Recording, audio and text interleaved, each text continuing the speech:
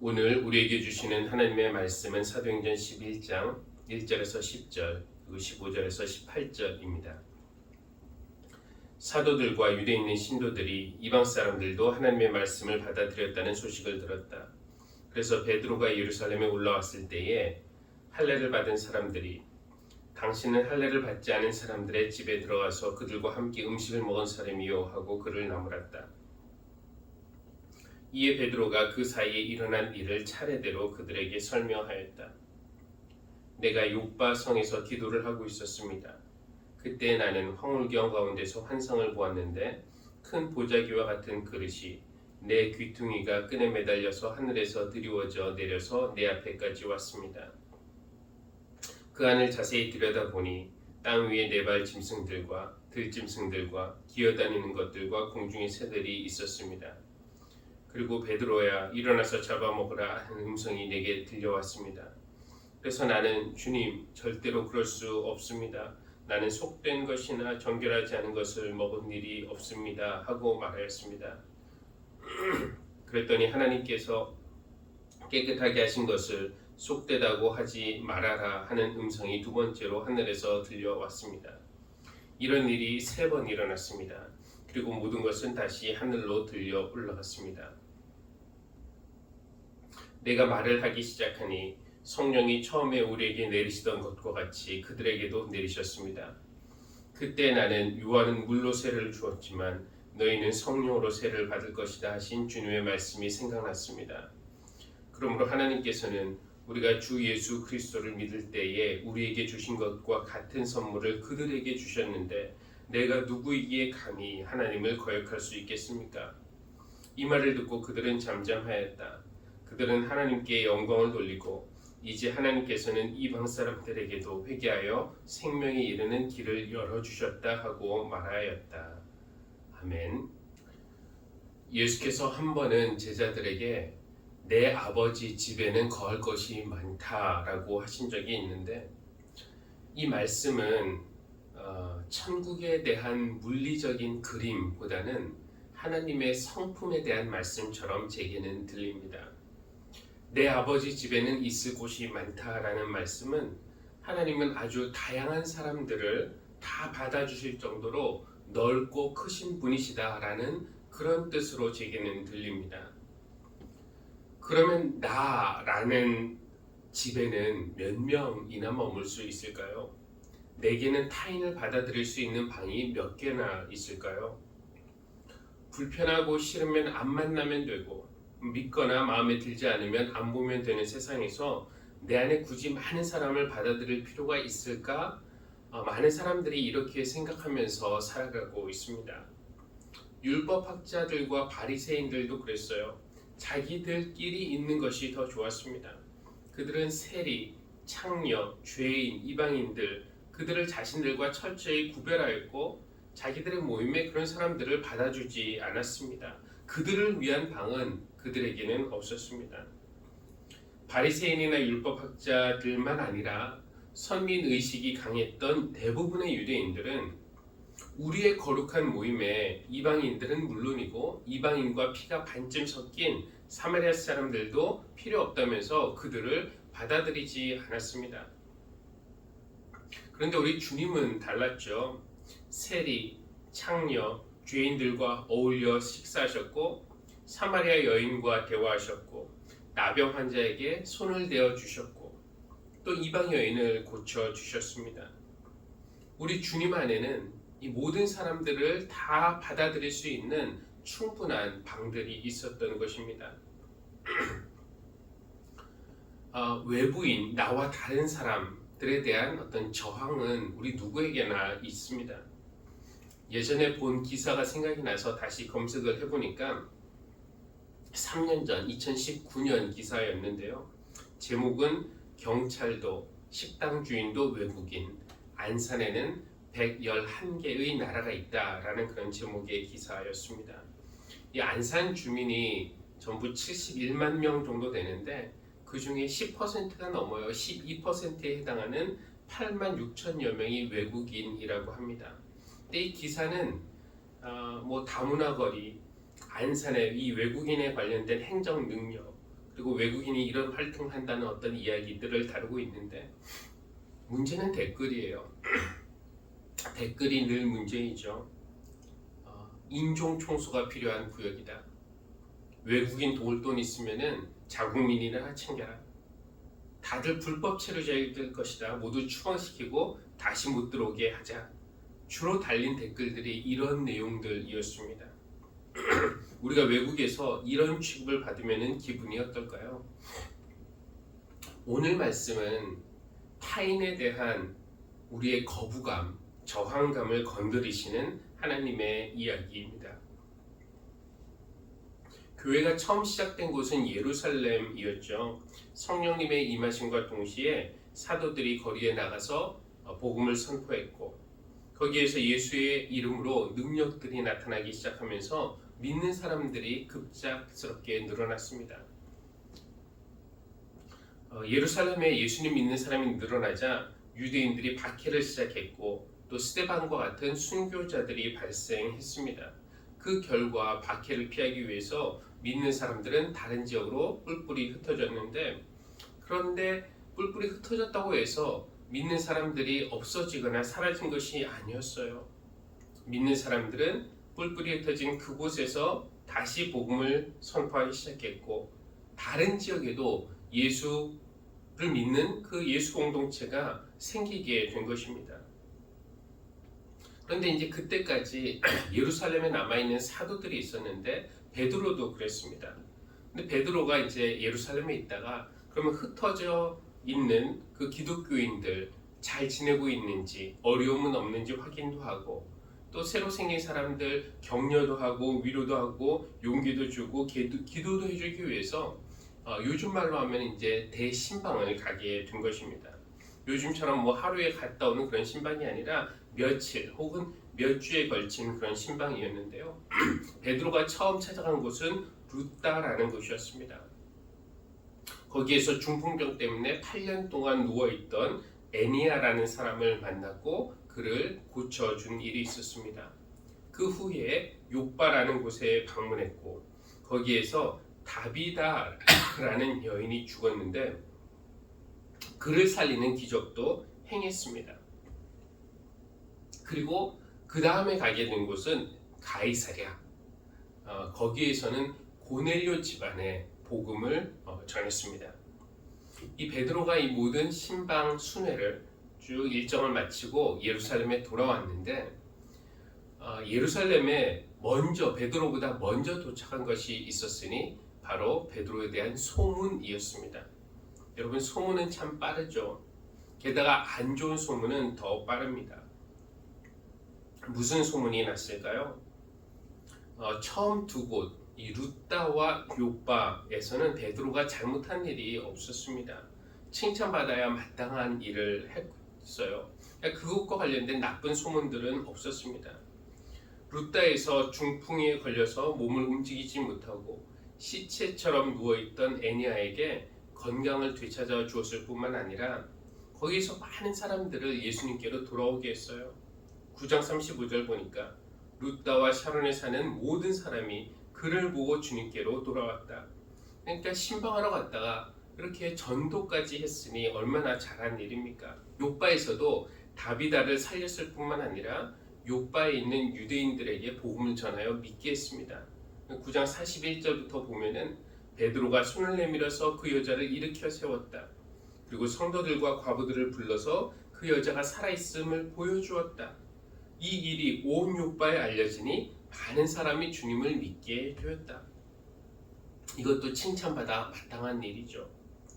문제는 세 번째 갔던 곳 가이사랴에서입니다.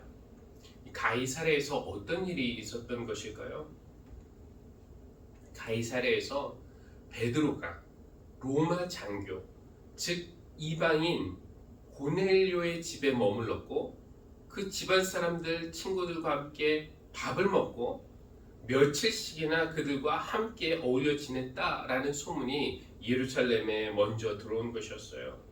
이 소문이 예루살렘에 먼저 도착했고 나중에 베드로가 도착했을 때 예루살렘에 있던 사람들이 베드로의 이런 행동에 강한 불만을 표시했습니다.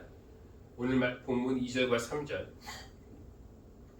그래서 베드로가 예루살렘에 올라왔을 때에 할례를 받은 사람들이 당신은 할례를 받지 않은 사람들의 집에 들어가서 그들과 함께 음식을 먹은 사람이요 하고 그를 나무랐다.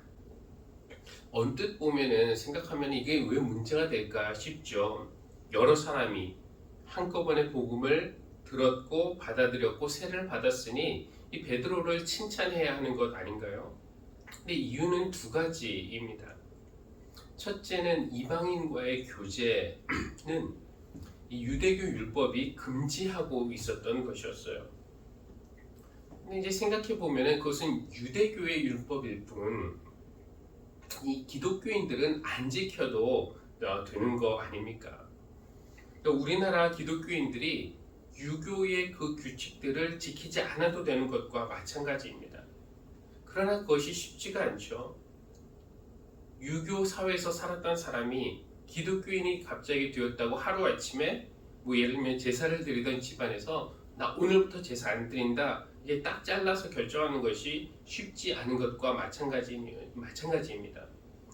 유대인이었다가 예수 믿고 기독교인이 된 사람들도 이 유대교 율법에 얽매이지 않아도 되는 그런 자유가 있었지만 그 율법의 짐이라는 것이 쉽게 벗어지는 것이 아니었어요. 예수님은 예루살렘과 온 유대뿐만 아니라 사마리아에도 그리고 땅끝까지 이르러서 증인이 되려면 이방인을 만나야 되는데 그렇게 되라고 하셨지만 그래도 사마리아 사람 또 이방 사람들과 이렇게 교제하는 것은 뭔가 불편하고 눈치가 보이는 일이었습니다. 유대인들에게는 그런 생각이 강했어요. 우리는 율법을 가졌기 때문에 거룩하고 이방인들은 율법이 없기 때문에 상관없이 살기 때문에 부정하다는 생각. 그러므로 부정한 이방인들과 이 식탁 교제를 나누는 것은 이것은 나를 부정하게 하는 그런 것이었습니다. 나도 모르는 상황에서 이방인과 접촉할 수 있고 어쩔 수 없는 상황에서 잠깐 접촉하는 것도 나를 부정하게 하는 것인데 근데 베드로처럼 이렇게 의도적으로 이것도 하루도 아니고 며칠이나 함께 머물면서 반복적으로 식탁 교제를 한다? 이것은 율법에 대한 도전으로 받아들여진 것입니다. 어디 베드로가 그러다니요. 어떻게 그럴 수 있느냐면서 할례자들이 강하게 불만을 표시한 것이었습니다. 두 번째 이유는 이 고넬료라는 사람이 그냥 이방인일 뿐만 아니라 식민 지배국가인 로마의 장교였다는 점입니다. 당시 지배국이었던 로마에 대한 유대인들의 감정이 좋지가 않았습니다. 그리고 이제 교회라는 것이 막 시작할 때여서 수적으로 적었어요. 그러니까 교회가 이 사회에서 갖는 입지가 이제 확고한 입지가 없었다라는 뜻이죠. 그런 상황에서 이 기독교의 지도자, 핵심 인물이라고 할 수 있는 베드로가 지배국의 장교의 집에서 먹고 마시며 교제했다는 사실을 다른 유대 사람들이 알게 되면은 이거 어떡합니까? 이건 베드로가 개인적으로 욕먹고 끝날 일이 아니에요. 기독교 전체가, 교회 전체가 욕먹는 일이 되는 겁니다. 우리가 일제강점기라고 지금 가정하고 교회 중심 인물이 일본인 장교와 먹고 마셨다라는 소문이 퍼지고 그가 친일파다라고 낙인이 찍히면은 어디 그 사람만 욕을 먹겠습니까? 교회 전체가 욕먹는 일이고 교회의 입지가 점점 더 좁아지는 일이죠. 고넬료가 비록 유대인에게 우호적인 사람이긴 했지만 그래도 베드로가 이 로마 장교의 집에서 먹고 마셨다는 사실은 교회가 일반 유대인들에게 더 큰 미움과 핍박을 받을 수 있는 빌미를 제공하는 일이었습니다. 이런 두 가지 이유로 베드로의 행동이 비난을 받았던 것입니다. 그런데 사실은 베드로도 처음에는 자기를 지금 비난하는 사람들과 똑같은 입장이었습니다. 이방인과 어울릴 생각이 없었어요. 여러분 이미 아시는 이야기입니다만 고넬료를 만나기 전에 하나님은 베드로에게 환상을 하나 보여주셨죠. 하늘에서 보자기와 같은 큰 그릇에 온갖 부정한 동물들이 있고 그 하늘에서 음성이 들렸습니다. 잡아먹어라. 그때 베드로가 저항합니다. 주님, 저는 그럴 수 없습니다. 그런 부정한 것들은 제가 지금까지 먹어본 적이 없고 앞으로도 먹지 않을 것입니다. 그랬더니 하늘에서 또 다른 음성이 들리죠. 하나님이 깨끗하게 하신 것을 네가 더럽다고 말하지 말아라. 사실은 이것은 음식, 먹는 것에 관한 이야기가 아닙니다. 하나님이 모든 것을 깨끗하게 하셨으니까 마음대로 먹어라, 이런 의도가 아니라 유대인들이 부정하다고 생각한 이방인들에 대한 그런 선언입니다. 먹어라. 부정해서 못 먹습니다. 부정하지 않다.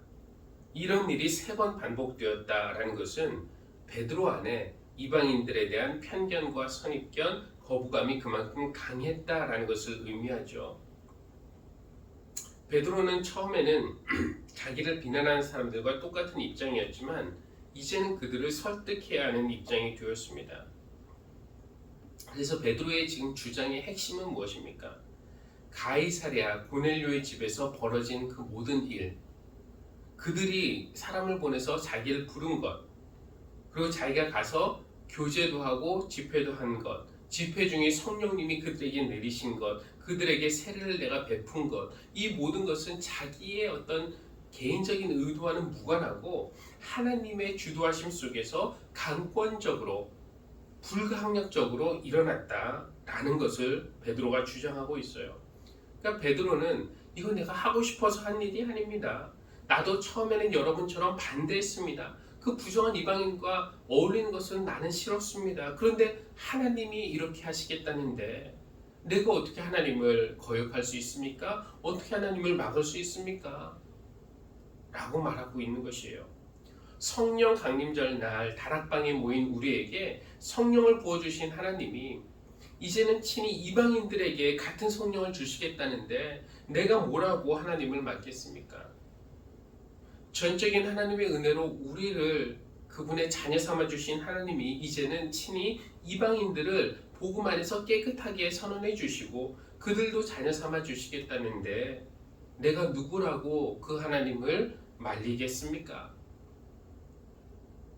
하나님이 하시겠다고 하시면은요, 아무도 하나님을 말릴 수 없습니다. 비록 그가 내 성향도 아니고 내가 좋아하는 사람이 아니어도 하나님이 그 사람 구원하시겠다고 하면은 하시는 거예요. 내 의견은 중요하지 않습니다. 내가 비난하는 창녀, 세리, 죄인, 하나님이 구원하시겠다고 하면 하시는 것이죠. 그때 하나님이 이거 율법학자들, 바리새인들이 싫어할 텐데 그들의 동의를 먼저 구해야 되나? 이렇게 하시겠습니까? 그들의 눈치를 보시겠습니까? 내가 못마땅하게 생각하는, 내 안에서 반대하는 어떤 개인, 내가 죄인이라고 생각하는 어떤 부류의 사람들, 하나님이 그들을 구원하시고 자녀 삼으시겠다고 하면은 우리는 하나님을 말릴 수 없습니다. 이 사실을 베드로가 먼저 깨달은 것이고, 베드로가 이런 논리로 사람들을 설득하자 처음에 비난했던 사람들이 설득이 되었어요. 18절, 이 말을 듣고 그들은 잠잠하였다. 그들은 하나님께 영광을 돌리고 이제 하나님께서는 이방 사람들에게도 회개하여 생명에 이르는 길을 열어주셨다 하고 말하였다. 비난하던 이들이 잠잠해졌을 뿐만 아니라 그들의 태도가 변했던 거예요. 하나님께 이제 영광을 돌리는 사람들이 된 것입니다. 우리는 이것을 인정해야 합니다. 하나님이 누군가를 구원하시겠다고 하면은, 누군가에게 은혜를 베푸시겠다고 하면은 우리는 그 하나님을 막을 수 없습니다. 막아서도 안 되고요. 우리는 그릇이 그렇게 크지 않아서 우리와 다른 사람들을 잘 담아내지 못합니다. 우리 안에는 많은 사람이 있을 공간이 없어요. 내가 좋아하는 사람만 받아들일 조금의 공간만 있을 뿐입니다. 개인만 그런가요? 역사적으로 교회도 그랬습니다. 교회 건물은 커도 노예, 여성, 유색인, 가난한 사람, 노숙인, 장애인, 그 외의 어떤 소수자들을 위한 자리는 그 큰 교회당 안에 없었습니다. 이런 사람들은 구제 대상이 되기는 했지만 교회가 형제자매로 함께 받아들여서 어울리기는 싫어했던 거예요, 역사적으로. 그러나 나 같은 죄인도 예수를 구세주로 믿고 은혜를 받고 하나님의 자녀가 될 수 있다면은 나와 성향이 다르고 정치색이 다르고 피부색이 다르고 삶의 방식이 달라서 내가 꺼려하는 그 사람도 똑같이 주님의 은혜를 입고 구원받고 하나님의 사랑하는 자녀가 될 수 있습니다. 이건 하나님의 주권이에요. 하나님은 그분의 전적인 은혜로 12시에 온 사람, 3시에 온 사람, 심지어 5시에 와서 1시간만 일한 그 사람에게도 아침 6시부터 와서 온종일 일한 나에게와 똑같이 한 데나리온을 주시겠다는데 내가 뭐라고 하나님을 막을 수 있겠습니까? 우리가 먼저 선택을 받았다고 해서 내가 잘나서 선택받은 것이 아니에요. 그것 역시 전적인 하나님의 은혜입니다. 근데 내가 먼저 선택을 받았다고 해서, 먼저 은혜를 받았다고 해서 내 다음에 은혜를 받을 사람이 누가 될지 이렇게 구별하는, 선별하는 그런 권리는 우리에게는 없습니다. 교회 여러분, 2가지 변화가 우리에게 일어나면 좋겠습니다. 처음 변화는 베드로에게 있었던 마음의 변화. 저 부정한 사람들과는 내가 어울리기 싫습니다. 에서 하나님이 깨끗하게 하신 걸 내가 부정하다고 말할 권리가 없구나 깨닫는 그런 마음의 변화가 우리에게 있기를 바랍니다. 그리고 2번째 변화는 예루살렘에서 듣고 있던 사람들의 변화. 이방인과 교제한 베드로를 처음에는 비난했다가 상황 설명을 듣고 중간에는 잠잠했다가 결국에는 하나님을 찬양하는 그런 변화, 우리 마음의 넓어짐, 그런 것이 우리에게 있기를 바랍니다. 교회는 예루살렘에서 시작되었어요. 그러나 지금 예루살렘에만 교회가 있지 않고 전 세계에 이렇게 교회가 퍼질 수 있었던 이유는 세상 끝까지 가시면서 이방인들도 당신의 자녀로 삼으시겠다고 결심하신 하나님을 아무도 막을 수 없었기 때문입니다. 하나님을 아무도 막을 수 없었기 때문에 나 같은 사람도 하나님의 자녀가 될 수 있었음을 감사합니다. 아무도 하나님을 막을 수 없기 때문에 언젠가는 그날이 오면은 물이 바다를 덮은 같이 여호와를 아는 지식이 온 땅에 가득할 그 날이 올 줄도 믿습니다. 하나님은 오늘도 더 깊은 바다로, 더 낯선 세계로 가십니다. 더 멀리 가시는 하나님, 더 낯선 사람들에게로 향해 가시는 하나님을 따라서 우리도 넓고 큰 은혜의 바다로 함께 나아가는 그런 교회가 되기를 주님의 이름으로 기원합니다. 기도하겠습니다. 하나님이 원하시는 것을 결국 이루시는 하나님, 아무도 하나님의 뜻과 계획을 막을 수 없음을 감사드립니다. 우리는 우리와 비슷한 사람들, 생각이 맞고 스타일이 맞고 마음이 통하는 사람들과만 어울리며 신앙생활을 하고 싶어하는 그런 마음이 우리에게 있습니다. 하지만 하나님은 오늘도 우리 안에 있는 타인을 향한 거부감과 편견을 무너뜨리시고 그들을 받아들이라고 요구하심을 깨닫습니다. 내 의견보다는 하나님의 뜻이 중요함을 받아들이게 하여 주십시오. 얕은 물가에 머물러 있게 마시고 믿음과 소원을 가지고 넓은 바다로 가서 선교와 전도의 사명을 잘 감당하는 우리가 되게 하여 주십시오. 베드로에게 일어났던 그 마음의 변화가 우리에게도 일어나기를 원합니다. 또 베드로의 말을 들었던 사람들이 비난에서 잠잠함으로, 또 잠잠해서 하나님을 찬양함으로 움직인 그 변화가 우리에게 생길 수 있도록 오늘 우리에게 하나님의 사랑과 은혜를 내려주시기를 간구합니다. 예수님의 이름으로 기도합니다. 아멘.